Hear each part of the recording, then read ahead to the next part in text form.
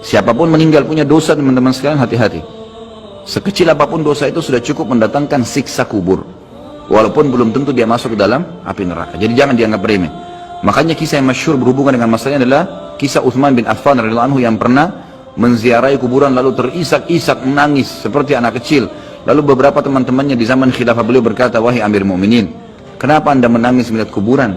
Padahal Nabi SAW sudah menjamin buat anda surga. Dan anda ini siapa? Terkenal anak mantunya Nabi SAW, ya, dapat jaminan surga. Nabi sebutkan lisannya langsung, Utsman di surga, dijamin. Bagaimana bisa anda menangis seperti ini?" Jawaban Utsman radhiyallahu anhu sangat bijak. Orang yang beriman dan berilmu punya jawaban yang tepat. Dia mengatakan, Rasulullah SAW menjamin buat saya surga, tapi tidak menjamin saya selamat dari siksa kubur. Dari mana jaminan saya disiksa dulu di kubur? Nanti saya masuk surga, betul. Tapi di kubur disiksa dulu karena masih ada dosa. Maka pemahaman yang dia keluarkan oleh para ulama tentang tadi saya bilang, dosa itu sekecil apapun sudah cukup untuk membuat adanya siksaan, gitu kan? Itu karena pernyataan Utsman bin Affan yang menyebutkan statement tadi, gitu kan? Jadi kita harus memahami poin ini, teman-teman sekalian. Makanya jangan pernah tunda minta maaf sama orang. Jangan pernah tunda mengembalikan haknya orang lain. Jangan pernah menganggap remeh dosa-dosa kecil. Tidak boleh sama sekali. Karena kita akan lihat nanti salah satu penyebab azab kubur adalah tidak cebok pada saat kencing. Masalah kecil yang dianggap kecil oleh orang, gitu kan? Banyak orang anggap remeh. Maaf, banyak saudara-saudara kita yang membawa taksi, kendaraan umum di luar sana, kemudian kadang-kadang kita lihat di pinggir jalan kebelet kencing, main mampir sembarangan saja, ya, kencing sembarangan, tidak membersihkan dirinya. Ini berbahaya, penyebab azab kubur.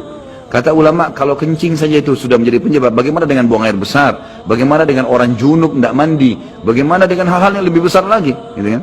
Karena memahami hukum-hukum syari seperti ini, kalau hal yang kecil saja dilarang, berarti hal yang besar lebih pantas untuk dilarang. Kalau hal kecil saja mendatangkan azab, berarti hal yang lebih besar lebih pantas mendatangkan azab. Jadi harus hati-hati, gitu kan?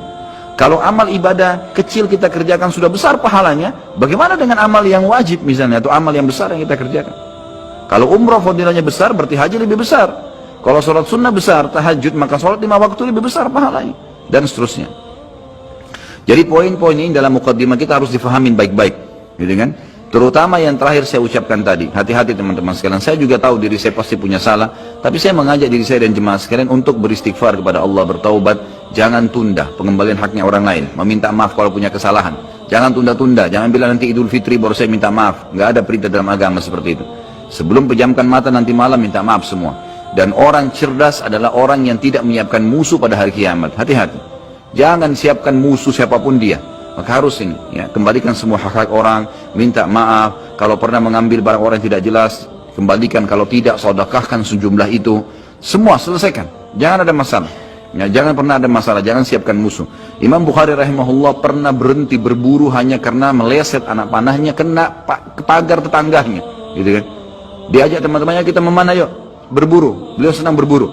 Kemudian pada saat beliau lagi latihan panah, ternyata anak panahnya sempat mencuri sedikit pagar kayu tetangganya. Lalu dia panggil gulamnya, gulam ini kayak pembantunya, sampaikan ke teman-teman saya kalau saya tidak jadi memanah, saya tidak jadi berburu, dan sampaikan kepada tetangga kalau Bukhari minta maaf. Muhammad namanya tentu, Muhammad minta maaf, gitu kan? Sampaikan dan siap mengganti pagar yang rusak itu. Begitu pembantunya Imam Bukhari datang ke tetangga tersebut lalu berkata, ya, Syekh Imam Bukhari menyampaikan maaf karena pagar anda tercuil diperlihatkan. Lalu tetangganya tersenyum dan berkata, jangankan pagar saya, rumah saya semua buat Imam Bukhari. Saya tidak perhitungan dengan masalah itu. Waktu pembantunya Imam Bukhari kembali ke rumahnya, apa yang terjadi? Lihat orang soleh dan orang beriman, tahu dan yakin dengan adanya siksa dan azab kubur, tahu ada akhirat dan hisab. Maka apa yang terjadi? Imam Bukhari sujud syukur kepada Allah, kemudian bersedekah sekian ribu dirham, hanya karena tidak jadi ada musuh dari tetangga yang dia cuilkan pagarnya.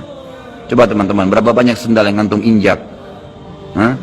Berapa banyak air yang kepercik kena orang lain? Berapa banyak ini, berapa banyak itu?